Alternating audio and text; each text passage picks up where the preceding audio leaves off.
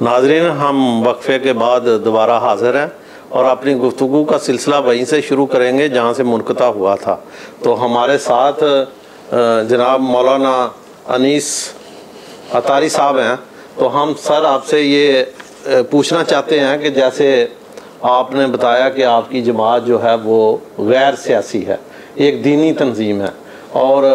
جو ہے وہ اہل سنت کی نمائندہ جماعت ہے۔ تو اہل سنت کے اندر ایک تو اس کے متعلق میں گفتگو کروں گا کہ اس کے اندر بھی اہل سنت میں مختلف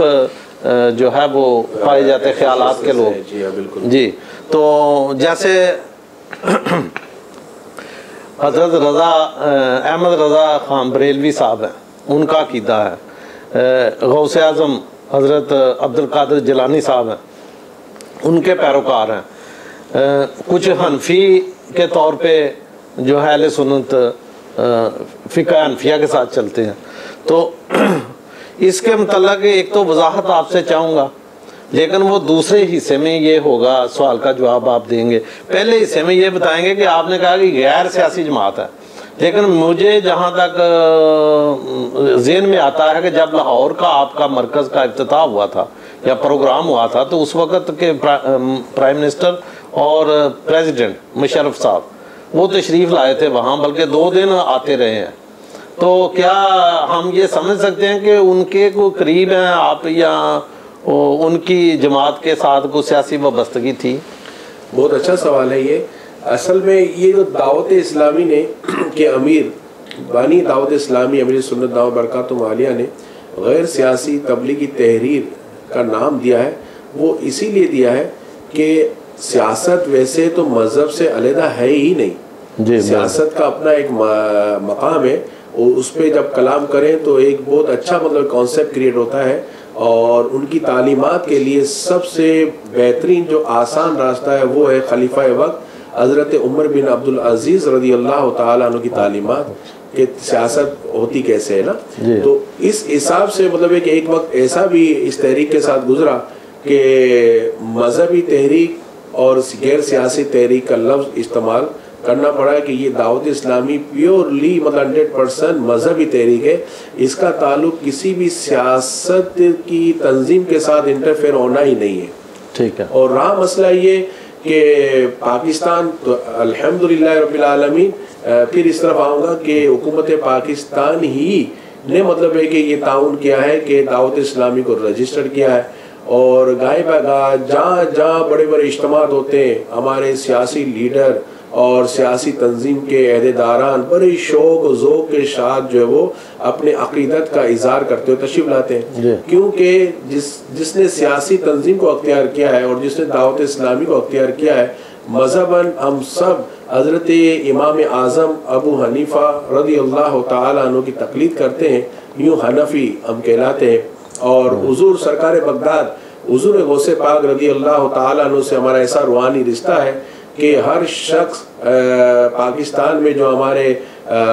مشائخ کرام ہیں وہ ان کا سلسلہ ہے کہ وہ بیعت کرواتے ہیں اور غوث پاک کے مرید بنتے ہیں، اور دعوت اسلامی کو بھی یہ شرف حاصل ہے۔ اور اسی طرح سے امام اہل سنت، امام عشق و محبت، امام احمد رضا خان علیہ رحمت الرحمان، یہ 14ویں صدی کے مجدد بن کر ابھرے، اور انہوں نے اس پرفتن دور کے اندر اسلام کو واضح طور پر پیش کیا کہ جو فتنے بڑھپا ہو رہے ہیں اس کے اندر سے یہ چیز نکالی گئی، اور اس کو واضح طور پر حقیقت کی تصویر دے کر امت مسلمہ کو صحیح راستہ دکھایا۔ اور آج الحمدللہ دعوت اسلامی اعلیٰ حضرت علیہ رحمہ کی کتابوں کو فالو کرتے ہوئے بڑا ہی پیارا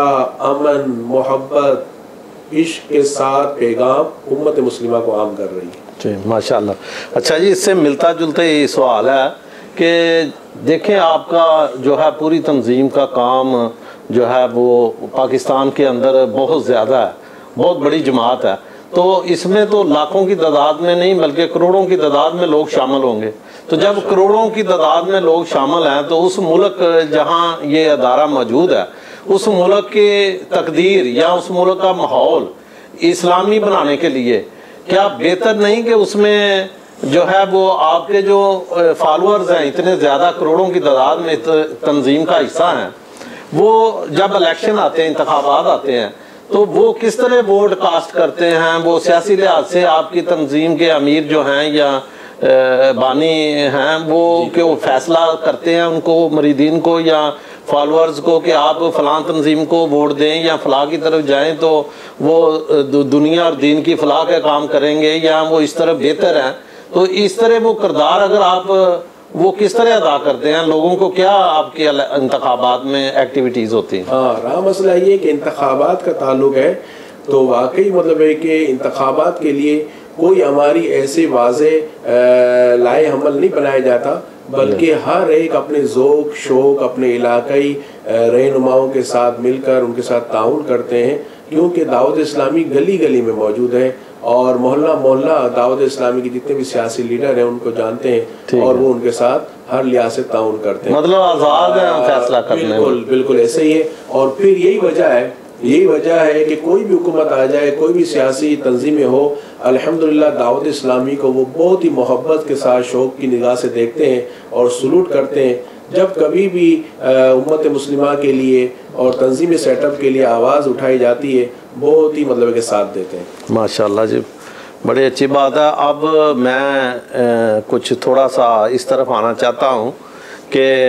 یہ جو پاکستان میں دہشت گردی کے واقعات رونما ہوتے رہتے ہیں، دھماکے ہوتے رہتے ہیں، بے گناہ لوگ مارے جاتے ہیں،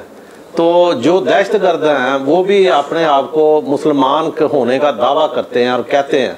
تو دعوت اسلامی کا اس بارے میں کیا موقف ہے؟ دہشت گردوں کے بارے میں کیا موقف ہے؟ اور جو بے گناہ لوگ مارے جاتے ہیں ان کے متعلق کیا موقف ہے کہ وہ ہلاک ہوتے ہیں یا شہید ہوتے ہیں؟ جی، علماء اہل سنت نے اس کے متعلق واضح طور پر فتویٰ اور کتابیں شائع کر دیے، اور دعوت اسلامی علماء اہل سنت کے پیچھے ہے، اور ان کا بھی یہی نظریہ ہے۔ دعوت اسلامی یہی کہہ رہی ہے کہ دہشت گردی اسلام اس سے پاک ہے، دہشت گردی کرنے والے اپنی جانوں کے ساتھ ظلم کر رہے ہیں اور مسلمانوں کے ساتھ اور انسانیت کے ساتھ بھی ظلم کر رہے ہیں، اور جو دہشت گردی کر کے سوئسائڈ بمبنگ کرتے ہیں اس کو علماء اہل سنت نے حرام قرار دیا ہے، اور اسلام کا یہ پیغام نہیں، اسلام کا پیغام امن کا ہے، بالکل ٹھیک ہے، ایک دوسرے کو برداشت کرنے کا ہے۔ جی ماشاءاللہ جی، بڑی تفصیل سے یہ ساری باتیں ہوئیں۔ اب میں آنا چاہتا ہوں آپ کی تنظیم جو کہ جاپان میں آپ پہلی دفعہ ایک آواز جو ہے وہ آئی ہے،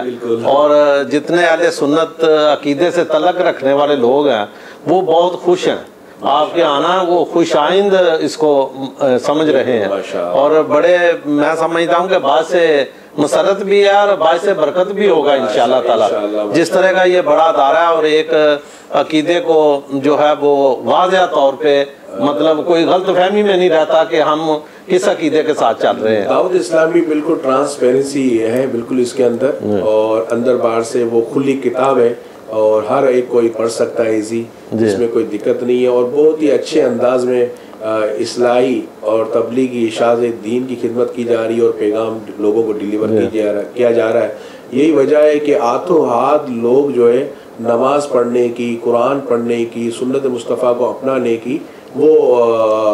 کوششوں میں لگ جاتے ہیں۔ رہا مسئلہ یہ دعوت اسلامی کسی کی نجی زندگی سے کلام نہیں کرتی، معاشرتی برائیوں کو ہائی لائٹ کیا جاتا ہے کہ آپ جس طرح اپنی لائف گزار رہے ہیں وہ اسلام سے مخالفت سمت ہے۔ ہم مسلمان ہیں، ہمارا یہ اعجاز ہے کہ فنا تو اتنا ہو جاؤں میں تیری ذات عالی میں، جو مجھے دیکھے یا رسول اللہ اسے تیرا دیدار ہو جائے، ہماری یہ لائف گزر جائے بس۔ سبحان اللہ، ماشاءاللہ۔ اچھا، تو یہ جاپان میں جو ہے وہ باقاعدہ تنظیم سازی ہوگی اس بار؟ تنظیم سازی کا آغاز ہو رہا ہے، مقصد کے لیے ہوا ہے، اور ماشاءاللہ جذبہ، جیسے آپ نے تو سوال بھی کیا اور اپنے جذبے کا اظہار بھی کیا ہے کہ یہاں پر جو لوگ ہاتھوں ہاتھ لے رہے ہیں اور بہت اپریشیٹ کر رہے ہیں، اللہ تبارک و تعالیٰ تمام جاپان میں بسنے والے مسلمانوں کو جزائے خیر عطا فرمائے کہ جنہوں نے ہمیں مطلب ہے کہ سنا اور انہوں نے ہماری دعوت کو قبول کیا، اور امید ہے کہ سب لوگ جو اجتماعات ہونے والے ہیں اس میں بھرپور انداز میں شرکت کر کے ہمارے معزز مہمان رکن شورا مولانا الحاج عبدالحبیب اتاری سلمہ و باری کو سننے کے لیے تشریف لائیں گے. یہ دنیا اسلام کے ہمارے مولانا صاحب آج الحاج عبدالحبیب صاحب یہ دنیا اسلام کی ایک موجودہ دور میں ابھرتی ہوئی وہ ہستی ہے کہ جس کو لوگ سننے کے لیے بے چین ہیں. بہت ہی پیارا میسیج ڈیلیور کرتے ہیں اور کئیوں کی کائیاں پلٹ جاتی ہے اور دین کے اوپر عمل کرنا شروع کر دیتے ہیں. کیونکہ ہمارے نبی صلی اللہ علیہ وسلم کا فرمان ہے یعنی جو میری سنت سے محبت کرتا ہے وہ مجھ سے محبت کرتا ہے اور جو مجھ سے محبت کرتا ہے وہ میرے ساتھ داخل جنت ہوگا. ماشاءاللہ.